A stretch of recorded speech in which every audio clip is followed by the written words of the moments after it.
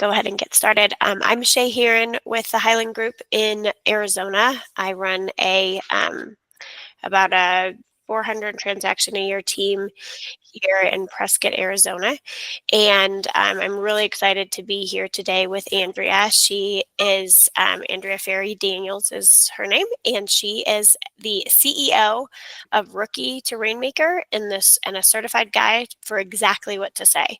And she's going to be speaking with us today on lead generation and high impact conversations. And I'll just give you a quick overview of her that I have as far as her business background and what her expertise is and why she's joining us today. She has 25 years of expertise in lead generation and high impact conversations, a strong foundation in the real estate industry, and a growing client base across multiple sectors. Andrea helps businesses attract and convert leads using data-driven strategies and a variety of tools just beyond just the phone.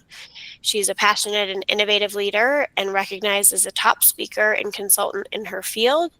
And in today's session, she's going to be covering how to pick up the phone and win more business from cold to sold. So really excited to be here with you today, Andrea, and hearing about all of your techniques to get more people to pick up the phone and convert them into more leads and then close deals for our businesses. Thank you so much, Shelley, for the warm introduction. I'm very grateful for everyone who tuned in today at 12 o'clock Eastern Time, 11 o'clock Central Time. So I spent, as Shelley said, most of my career prospecting on the phone, whether it's financial services or in real estate. And something that I realized is that when people might be saying no, it's also possible they could be saying not now. So in the last, I would say probably 5 or 6 years, I've spent a lot of time in a lot of agents, real estate professionals databases. And there's a lot of leads that are paid for either by the rainmaker or by the agent that are considered archived or dead leads. And, oh, they had an agent, or, oh, they already bought a house. So when I first started my company a number of years ago, and I was personally paying for the leads, I realized that there's no such thing as a dead lead. We're just going to call it back with a different intro, because I was spending $900, which was a lot back then, as during COVID, on leads that we would literally squeeze every single lead until there was nothing left from it. So if I can get a live person on the phone, I mean, I've got a $290,000 buyer from the wrong phone number. If any type of person who's going to pick up the phone, if it's a human being, I'm going to try and find a way to help them. And sometimes it's not always a real estate transaction. So that's a fantastic viewpoint on archived leads. I actually just had an agent in a sales meeting yesterday say that she called an archived lead who said, well, I've already bought in Michigan, but my sister is looking in your area. Here's her number. I was like, hey, it's a huge win. Exactly. So what I want you to think about when we go into some of this material today, just think when you're calling someone or you're reviving what we call a dead lead, because I don't think there is a such thing as a dead lead. It's someone who's just not ready now. How we can enter into conversations to revisit that, and how we can make the most of the conversations that we do have. So I'm going to share my screen and we are going to get into some fun today. And I just want to make a quick note before you get too much further. Please feel free to unmute. This is an interactive call. We'd love to see your video. We'd love to engage with you throughout the session. If there's any questions you have, please just let us know. And if you're traveling or not able to show your video, we understand, but we'd love to see your face if you can. Thank you so much, Shelley. Yes, with this class thrives on participation. It's not going to run like a presentation. It's going to run like a workshop. And the good news is I did all of the work ahead of time, and you get to shop for the nuggets that you'd like to implement into your business. And there's no wrong or right answers. It's how can we get better together? I always do believe it's messy before it's beautiful. So if there are some things and you come off mute or you put in the chat and we interact, I'm here to help you today. And it's important that you walk away with something that you can implement in your business immediately. With that being said, I am a certified guide for Exactly What to Say by Phil M. Jones. If you've read the book, that's great. We're going to be talking through some of that material today. And if you're looking to follow me on Instagram, sometimes I'll put some fun content out that you can apply in your business. That is Andrea is a Force. because I used to be an ISA, so we just took the ISA in there. Okay, so what we're going to learn today, we are going to learn ways to get back into the game with previous prospects. There's no such thing as a dead lead. We are going to understand how to effectively enter the conversation and reestablish rapport, whether we've never talked to them before and the lead came in a year ago, or if we're reconnecting with an old lead, getting back into the conversation. This also works on text message and email, not just phone calls or networking events, anytime we're re-entering conversations. And we are going to discover how to craft better questions that give you confidence in any old lead source. So before we get into the material today, what is the most important thing about all of you being here today? Now, this is the part where I'd like some interaction. And I'm ready to take notes, either in the chat or come off mute. Vanessa? Hi, I'll go ahead. Hi, Vanessa. How's it going? Good. So I'm actually in a new market. I've been in the business for 7 years. I left the Bay Area. I'm now in Las Vegas. And I went from solo to being on a team. All that being said, I'm being fed very old leads. Okay, we're talking like 8 years old. Now, coming from being a solo agent, working my sphere because that's where I grew up, I'm now in a completely new market and don't have a sphere. And I'm like, okay, this is what I got, right? So new, just new to me.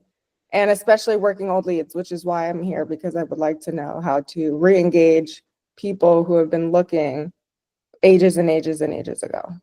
Well, the good news, Vanessa, is you showed up with the right person on the right call today. Thank you. Right on. What do you, let me ask you a quick question. What do you understand about how long it takes to convert an online lead? I'm getting around 7 touches before I get traction. There we go. About 7 to 8 to 16 touches. I like that. Let me ask you a better question. What do you understand about, or what's your experience with how long, how far someone is out from buying when they go online? I mean, my assumption is probably like 6 months. 6 months to 3, 4, 5, 6 years. I mean, it could, right. Exactly. See, my thing too is that because I'm getting, I don't know if you're familiar with getting leads from Ylopo. Yep. But that's where these leads originated from. And so in my using Follow Up Boss, I'm able to see their activity or whatnot. And so when people who started 8 years ago are now starting to look, I can see that they're interacting. However, I can't, like when I'm reaching out, whether it be via text, phone call, they're not responding, but I know that they're interacting. So what is it that I can do to at least get somebody to pick up the phone and have a conversation with me? Great. Right? So, it's not even, and start that rapport. So how can we gain traction from how we're entering the conversation to get them to respond? Perfect, Vanessa. Thank you so much for sharing. I have that written down. What are some other things that are important about being here today for some of the other folks in the crowd? I will just share a couple of things that my sales team has been sharing with me. There's just a lot of, I think, uncertainty that's happening in the world right now, or in our country, I guess, with a new president who's doing a lot of, he's making a lot of changes. And so some people find that creates a lot of uncertainty. And so just for maybe any type of lead, what are ways to overcome some of that uncertainty, and share with them in an effective way that, even if a recession comes, there's really the opportunity to buy is now, because there is more options in our marketplace today, things like that. Just like how to craft those conversations to be effective in getting unmotivated lead to be more motivated. I'm like, do you have 90 minutes? We only have 30 or 45 today. No. So how to Maybe 2 tips. How to overcome uncertainty and the opportunity to buy is now. Could it be possible, Shelly, that for some of them, the opportunity is not now to buy? Yeah. Which is understandable. And so Right. then, gracefully exiting the conversation with that being the conclusion is great. But that, I think, even like How we get there. crafting language around that would be great. Yes. And then something, thank you for sharing that and being authentic and vulnerable and overcoming uncertainty. Before we need to overcome objections, we need to understand them. So how can we ask questions to create clarity around what's important to them about moving? Because hell or high water, no matter what's happening in the world, if someone needs to move to be closer to their parents because they're sick, or they need to move for work, they're going to still need to move. And we need to do a better job at pre-qualifying those people and finding those people who have the 5 Ds of why they need to move. So how can we ask better questions to understand their uncertainty and then give them options? Because in sales, our job is really being a professional mind maker upper. It's us and the client against what they're looking to do. It's not overcoming their objection. It's understanding it and then helping them give options, because we're the expert, your team's the expert on what they could do next. And no matter what option they pick, it's making sure they understand the information regarding the potential solution, because closing sales isn't about closing more deals. It's about closing the gap in the information that they need to make a decision. And I think oftentimes we're rushing towards the end of the sale, not you, Shelly, personally, or your team, but we're trying to get to the end and we don't spend enough time in the curiosity stage to see what's important to them about making that move. And if people think we don't understand their problem, how likely are they going to be to trust us with a solution? Yep. Right. So perfect. Okay. Thank you so much. And sellers with nowhere to go or interest rates being high. I'm sorry. Go ahead, Shelly. I was just going to say we had a question in the chat. So perfect. Sellers with nowhere to go or interest rates being higher now. Okay. So I would say, no, is it true that they have nowhere to go? Or how important is it for them to go? And interest rates are higher. And then I would say, Paul, is it really about the interest rate, or is it more about the affordability with the payment they feel comfortable paying? Because they don't care that the 30-year average is 7.41%. They don't care that in 1983 interest rates were 11 or 14%. They just care about the last 5 years, don't they, Paul? Right? They care about those 3% interest rates that we had during COVID. So no one wants another worldwide pandemic. So it's asking really good questions that, is it really the interest rate, or is it really affordability, payments, or some other sort of reason? And then with sellers, it's giving them options. They can pick another place to go, or they can continue maintaining a house that's too big for them, swimming in square footage, might not having kids living by, increase utility bills. So it's all about asking questions to be able to help them decide whether or not it's a good decision for them. And we might have to ask some questions that they haven't previously thought about, Paul. So we will get into that a little bit later. Okay. So these are questions are supposed to come up one at a time, but we will go through them individually. So what is your biggest hurdle? You can either come off mute or you can put it in the chat. What is your biggest hurdle when calling old leads or previous conversations that did not convert? I'll just go since I'm unmuted. I'm not interested. No longer interested. Okay. So you get blown off. Okay. Kind of like when you go to Nordstrom and you drove 25 minutes to get there and you went there for something specific, like maybe a pair of shoes or Veronica Beard jacket. And they're like, can I help you find something? You're like, nah, I'm good. Because we don't want to be sold to. Right? Mm-hmm. So how do we get back into conversations where we can open up the conversation, not sound like a salesperson? Or if we do get shut down, where do we pivot from there? Okay. What else? What else is the issue? What else are you hearing, Vanessa, when you're calling those old leads? Can you think of other ones that you're hearing often? Just not in any hurry, very picky. I've heard a couple of very picky people lately. And yeah, not in a rush. Mm-hmm. Or I'm just looking, I just browse for fun. Okay. Yeah. Okay, perfect. Thank you so much for sharing, Vanessa. And if there's other folks who want to put it in the chat, go ahead and put it in the chat. Now, I would say, Shelly, because I know you're an operations person, do you know how often your team's reaching out to your old leads? The way that we're structured, we have all of our new agents calling our archive pond. So it's all the people that everyone else has given up on. And so as far as like how often they're calling? You Mhm. mean like number of contact attempts or like how much they're reaching out to them? Contact attempts. So, good question. It kind of varies by lead source, but in an ideal world, we would have like, I mean, our average across the board is like 23 contacts to get to a deal. And so, my guess would be if I looked at the archive pond, these people would have less than that because, like, somebody hit what they thought was a brick wall at some point. Oh, I have an agent. I'm not interested anymore. I Mhm. can't find the right house, that type of thing. And they weren't able to overcome it. Okay. So, and I would love in the background if you maybe happen to know how many people in that archive pond. I'm so curious about that. Oh, yeah, there's a lot. There's a lot. Give them all to me. I'll charge you a 50% referral fee and convert them all. No, I'm kidding.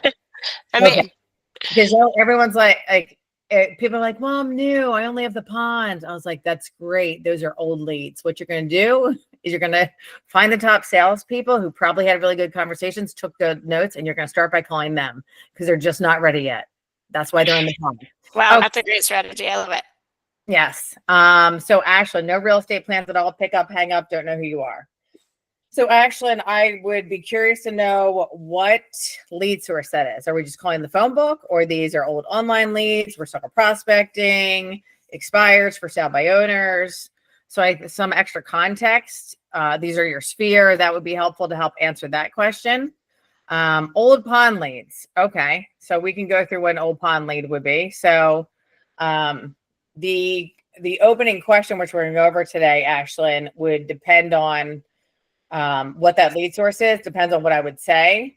And how we're going to introduce ourselves is going to hopefully have that person not hang up. There's no silver bullets. We're going to work on something that works most of the time with more of the people. So thank you for sharing that.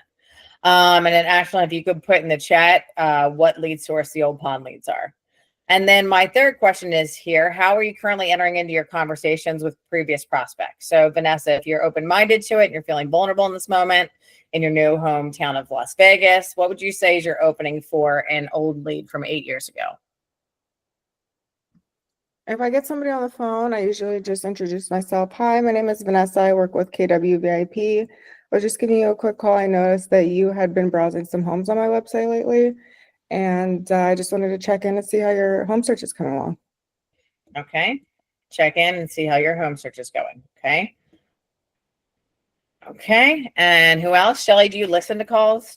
Thank you so much, Vanessa, for sharing. I do. Yeah.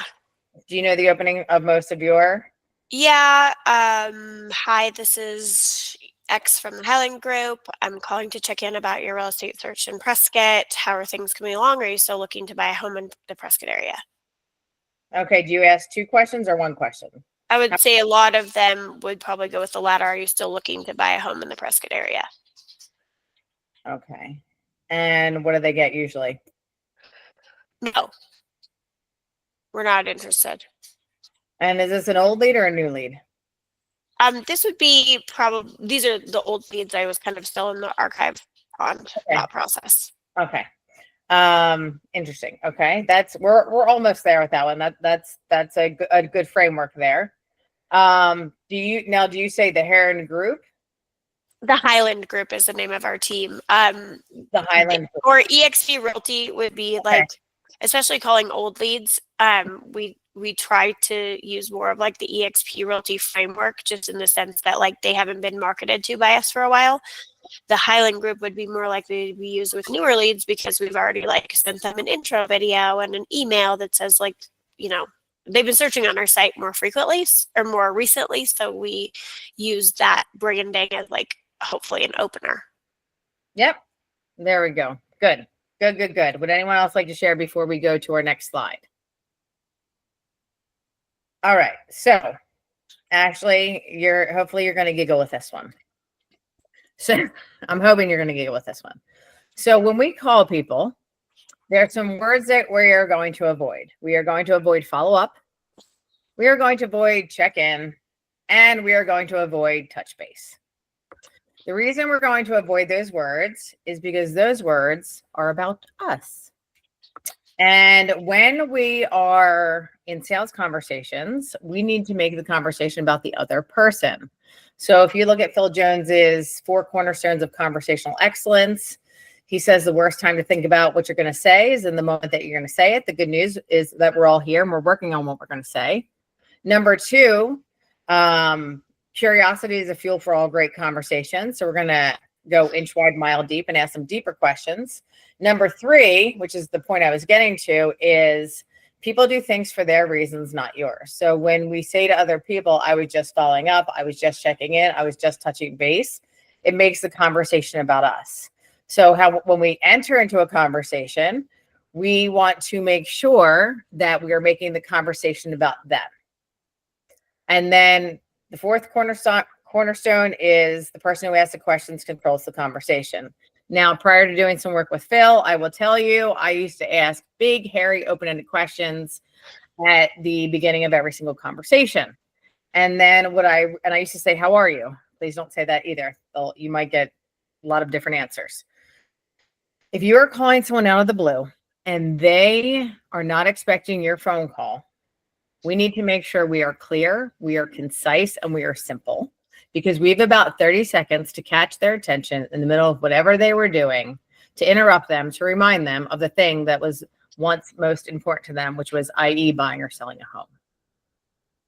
So what we're going to do is we're going to tighten up a little bit. Vanessa is in a hot minute, so she can get more conversations with the leads that she has. So the opening, which is your name and your company, which is, hi, this is Andrea with XYZ Company. Not, it's Andrea Francis Stephanie Ferry Daniels with Keller Williams Realty in Exton, Pennsylvania. I'm not announcing myself like the Queen of England. We do that for 2 reasons. Number 1, they're not expecting your call, and we need to be clear, simple, and concise so they can absorb it. Number 2, you want them to forget who you are in case you decide to call the lead again in 4 weeks. I'm sorry, I think we're all great here and we're great on the phone and people love us. However, we are not the main actor or actress in the story of their life. We are literally the barista at Starbucks along the highway. So we want to be memorable when we get into the call. We want to be forgettable if they happen to be having a bad day. Like most Americans, every 3rd day is a tough day. So we might be catching them on a bad day and not take it personal. Call them back in a few weeks. So number 1, your name and your company, clear and concise. Now, as an example, Vanessa, you said very quickly to me, KWVIP. That was a lot of letters. Do you really say Keller Williams Realty or Keller Williams VIP? Or I usually just say Keller Williams. Okay, good. Yeah. I might add realty on the end, because if I'm in the middle of painting my house, I might have heard Sherwin-Williams. So I'd put that realty at the end, or Yeah. I'm with a local real estate company. Okay. So, and then our mutually agreeable fact is something that you and I can agree to, which is, you had previewed some homes on our website in the Las Vegas area now, Vanessa, it depends on if you can see what they're looking at or if they were looking like 3 years ago. You might say, hey, you had been looking at some homes on our website, within the last year or 2. Out of curiosity, you could say, is owning a home in Las Vegas still a priority to you? Or if it's 8 years old, I might say, did you already find a home? Yeah. And if they said yes, please don't hang up the phone. Let's get excited for them, because they're a future seller for you, because people move every 7 to 10 years. Could be different in Vegas because it's Vegas. If none of you have read the NAR report from 2024, please go read it. There's a lot of good information on there. Only operations people, Shelley, might read it, but it's really good information. Now, Vanessa, if it's someone who's been looking on online recently and you can see their search pattern, I might say, hi, Vanessa, this is Andrea with Keller Williams Realty. I saw you're on our website recently looking at homes in the Fort Meade area. Is that the only area that you're browsing? I didn't say buying in. You can say considering, because then they'd be like, oh, because you just said they're browsing. Now, it can be, like I said, there's no silver bullet. You might be like, is that the only area you're thinking about? Is that the only area you're interested in?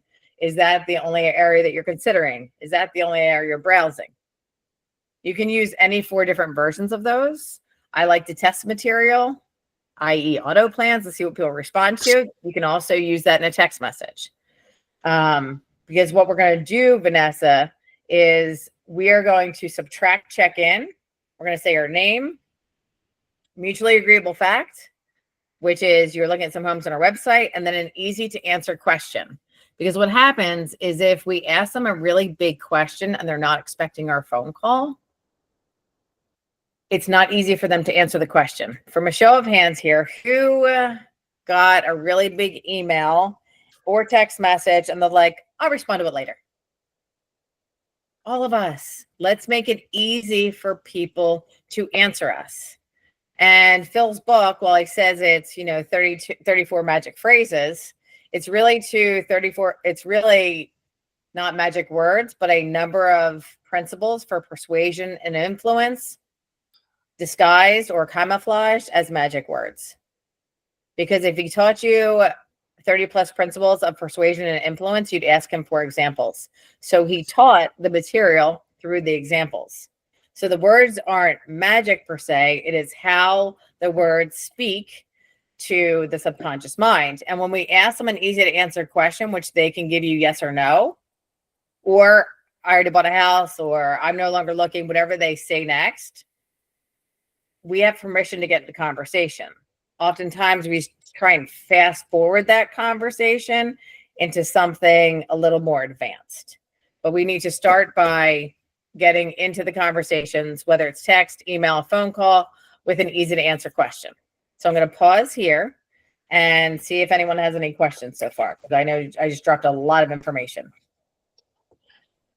Sounds awesome so far. I'm tracking. You're tracking. All right. Vanessa, you tracking? All right. I also like this for, we're going to do this as a team here. I also like this for expired. Say, for example, hi, Vanessa. This is Andrea with XYZ Brokerage. I saw that your home recently came off the market. Or take out the I and say your home recently came off the market. Out of curiosity, if you would have gotten a really good offer, would you have taken it? If you would have gotten a really good offer when you were in the market, would you have taken it? So I don't say expired. Please don't say expired. It reminds me of milk. Your house recently came off the market, or I saw that your home recently came off the market.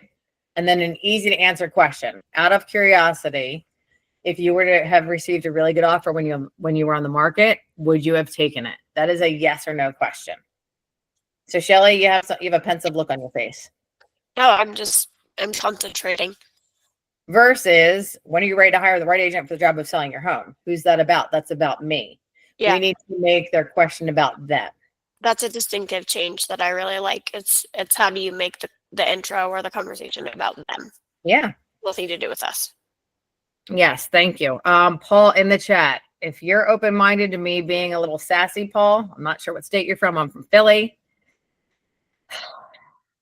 When I look at that message right now, 1, 2, 3, there's 3 I's in there. Hi, I'm a professional realtor in the area. I'm not sure if now's a good time, but I was hoping to ask you a quick question about the home on Main Street. Would that be all right with you?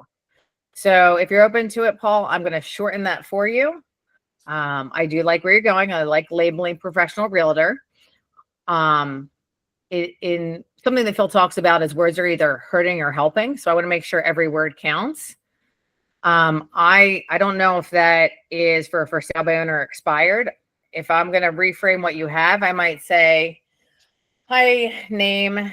The reason for my call is, or hi, name. I'm Paul, a professional realtor in the area. And I'm not going to say I'm not sure if now's a good time, because we all walk around with these things called cell phones. If we don't want to pick it up, we either ignore the home phone or we hit the red button and send people to voicemail. So let's assume that since we're all walking around with $1,000 computers called our cell phones, that we don't need to ask if now is a good time. I'm not saying not to use it ever. I'm taking what you're saying and making it more concise. So, hi, Paul. This is Andrea. I'm a professional realtor in your neighborhood, in your area. Okay. I see that your home on Main Street is for sale. Would you have time for a quick question? To me, can I ask a quick question that's easy to answer that's not asking if I can ask a quick question? So, Paul, if you want to put in the chat for me what that lead source is, whether that's expired for sale by owner or circle calling, unless you're just calling your farm, which would be different. So I do have a question on that one. I'm happy to answer that one for you, Paul. Expired. Okay. Paul, if you can put in the chat for me, what is the quick question that you're going to ask them? Because that's a lot of filler there. And if they're getting a lot of expired calls, whether it's a new one or an old one, I'm assuming a new one, I want to be clear and concise. So I might say, hi, Vanessa, this is Paul. I'm a professional realtor in the area. The reason for my call is that I have a quick question about the home on Main Street. You could say, are you the homeowner? Is it still available? Those would be good questions, and it makes it a lot less wordy. And then depending on what they answer there, depends on what they go to in the next question. So that's how I would make that one a little more concise. Like I said, not everything's a silver bullet, but it takes that and it makes it more intentional, especially if you only have 30 seconds. Oh, I like that. I might be like, out of curiosity, did the home sell yet? Or out of curiosity, are you still accepting offers? Now, I wouldn't say, did the home sell or are you still accepting offers? I call that leading the witness and multiple choice options. I'd ask them one question with one answer, or with one, did you sell or are you accepting offers? Because typically when you ask people two things, they only remember the second thing, and could be possible, Paul, that it's something different than one of those two. Well, the home didn't sell and I'm not accepting offers. We need to make sure we leave room for them to answer the next question. So I'd be like, did the home sell? Or if I had said, and they say, well, no, I'd be like, okay. And then I can go to my next question and say, okay, out of curiosity, are you still, you could even, actually, I might go, are you still accepting offers? And they'd say, no.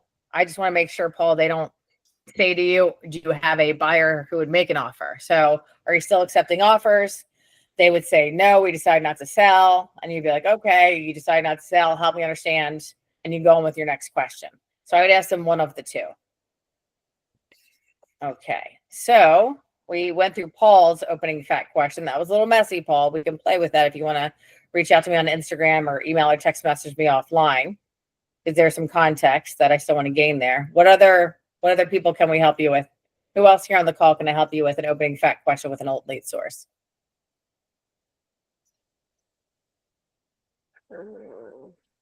Trying to think. We covered old lead. Let's just, can we jump right into a brand new lead? Like somebody just inquired on the website. Sure. Maybe you can see that they're searching like what we were talking about earlier, but they're just not picking up the phone. Okay. So if they're not picking up the phone. So I don't know what your auto plans look like. Shelly, the reason I'm giggling is I just did a presentation a few weeks ago. 90% of people will read your text message within the first 5 minutes.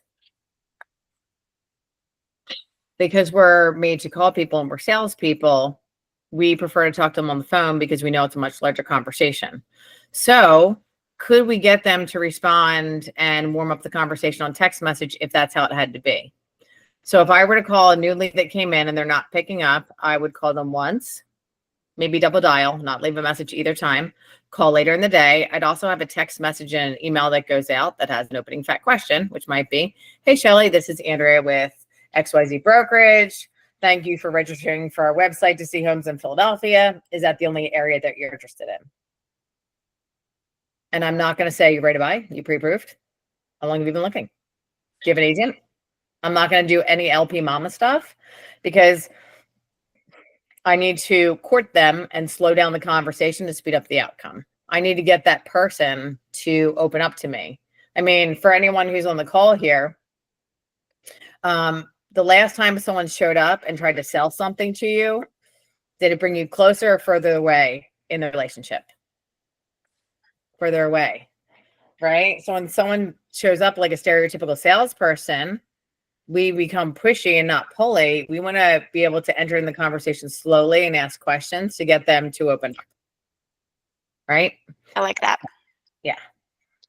So I might say, and Ashlyn put in here, if there is a bigger name like Zillow, homes.com, I might say something like, hey, you looked at some homes on our website back in 2023 on Zillow.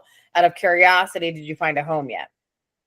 Because Zillow is a much bigger name than Andrea Ferry, Rookie Rainmaker. Everyone knows Zillow, right? So if we can co-brand with a larger name that comes from Chris Smith's book, The Conversion Code, we can always co-brand that mutually agreeable fact with a larger name like Zillow or homes.com. Now, if it's Real Scouts or Street Text, if the lead's really, really old, they might not even remember that website. A home value lead. They registered to receive an instant home value through your Real Scout site. Oh, these are fun. Allison. Oh, I love these. You know why I love these, Allison? Because we try and show up for a listing appointment. So let's give them what they want so we can get what we want.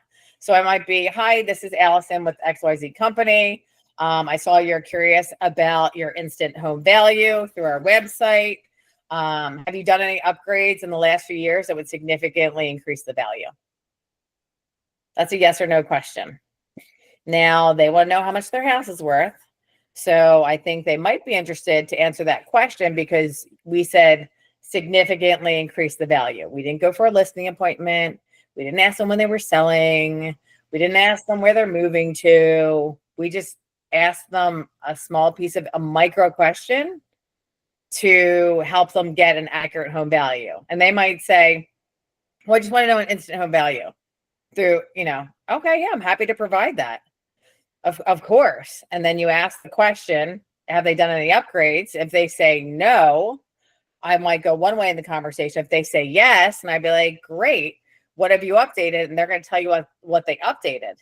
And then I might say next from there, Allison, depending on how the person is on the other side of the line, is what do you understand about which rooms in the house really increase the home value? Because we know, they don't know. It's kitchens and bathrooms. Typically, they might think they put a heated floor in the bathroom and they should get $50,000 more for their house. So we need to show up and ask questions so we can get them what they want by showing up and helping them get what they want. Not, yes, Allison, I want a listing appointment. I want a seller. But if a stranger's calling them, we need to make sure we help them get what they want before we get what we want, which is the answers to our questions and ideally a transaction at some point. That's such a game changer. That whole framework is just so great. And I think would help so many salespeople in my organization and people I've come across just because it's so common to come with the I framework as far as like a lot of sales training I've been a part of. But it makes complete sense that you could have such a better time getting someone to talk if you can really just tap into like them and what their needs are. Yeah. I mean, someone came on for an instant home value request. They didn't come on to be prospected by a salesperson. Totally. However, you're welcome, Allison. You can even, there's even auto plans, which Shelly, I'm sure you look at the back end of CRM saying like, hey, before I send this over, and you asked us in an email, if you didn't get them on the phone, Allison, ask them an email or text message. Hey, before I send over the report, would it be helpful? Could you share if you've had any major renovations in the last few years? And say, for example, you have a database and the market report goes out before you have that conversation. You could say in a follow-up email, even though we're not saying follow-up, hey, were you able to preview the report that I sent you? That's a yes or no question. Not when can I come over and see your house and see if it's accurate. It's, were you able to get the instant value report? On a scale, how out of curiosity, on a scale of 1 to 10, how accurate did you feel like it would be? Like, let's focus on what they're coming to us with, and we can eventually unravel if they're thinking about selling. All right. So here's some examples that are on the screen. Hi, this is name with company. When we spoke last year, you said you were, I was supposed to say, you were considering buying a home in the Houston area. Is that still a priority for you? Apologize for the misspelling. And then another example is, because I want to make sure I go through examples with people who are on the call. Hi, this is name with company. Thank you for coming to our wealth building seminar. Did you have a chance to review the materials that were sent to you? So these are really simple formulas to get into conversations.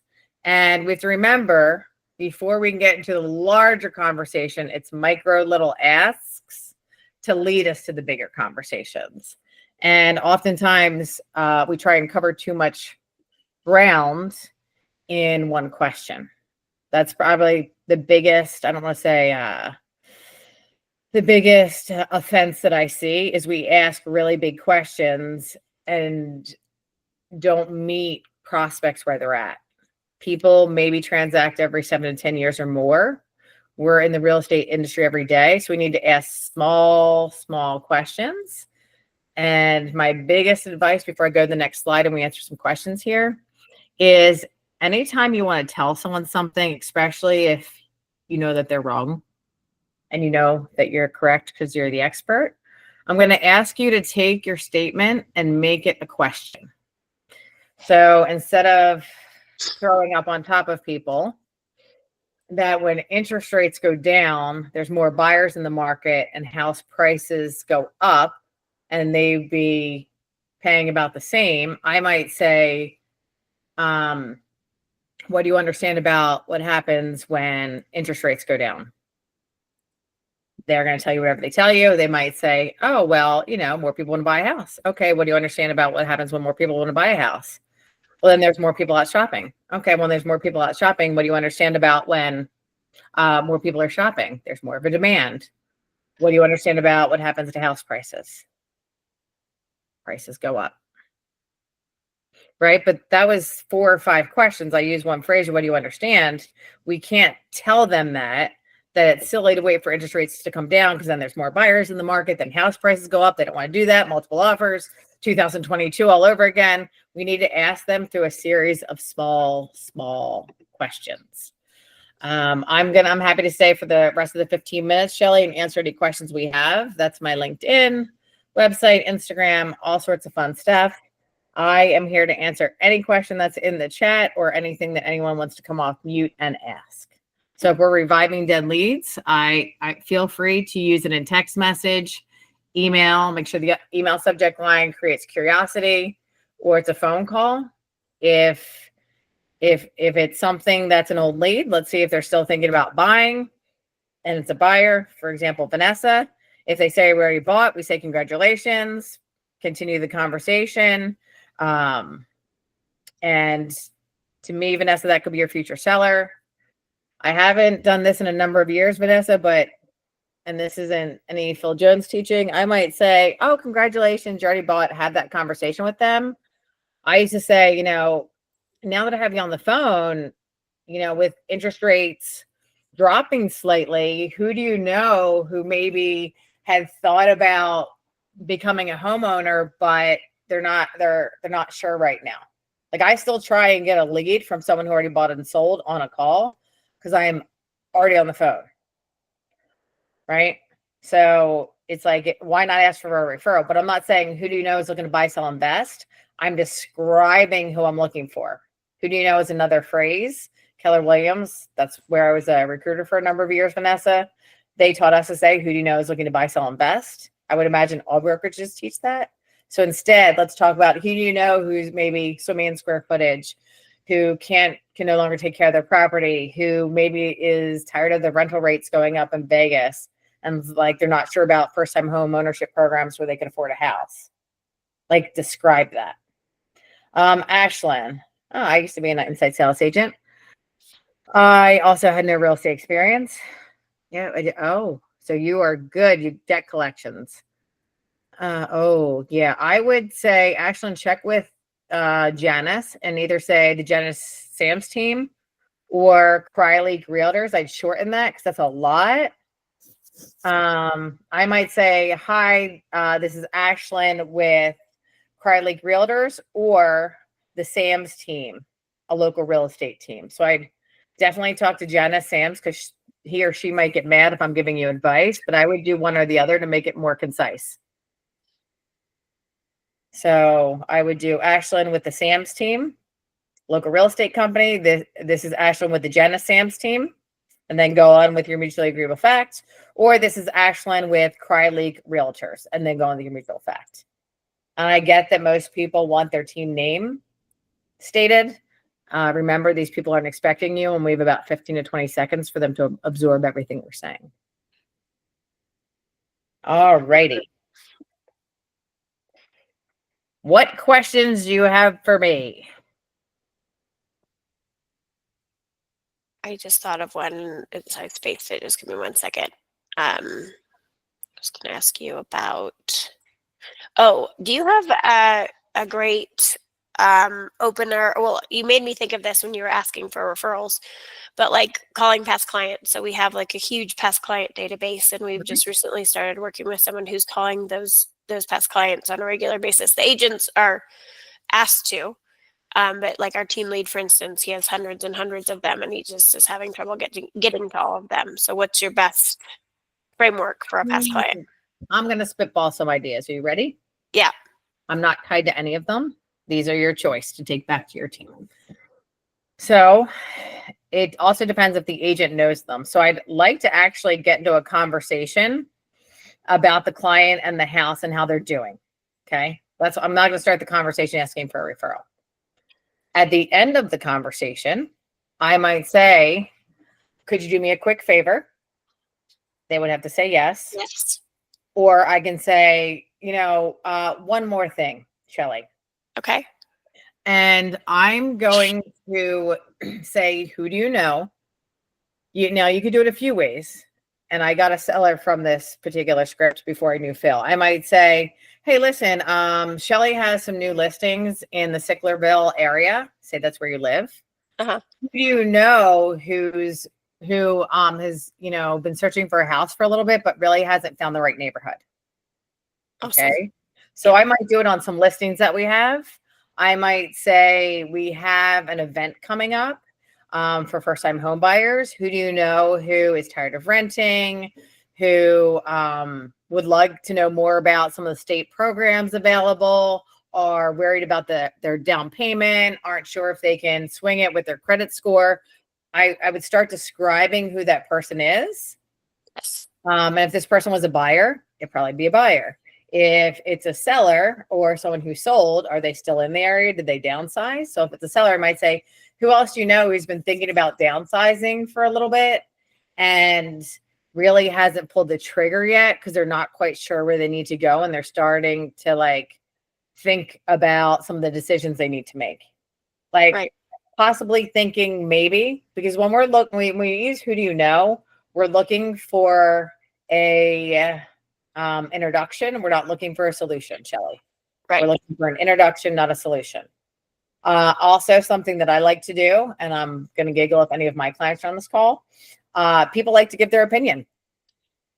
So, hey, Shelley, this is Andrea with XYZ Company. We're reaching back out to all of our past clients. We're having some events this year, and I would like your opinion. How open-minded are you to sharing it? Yes, I'm open-minded to sharing it. Great.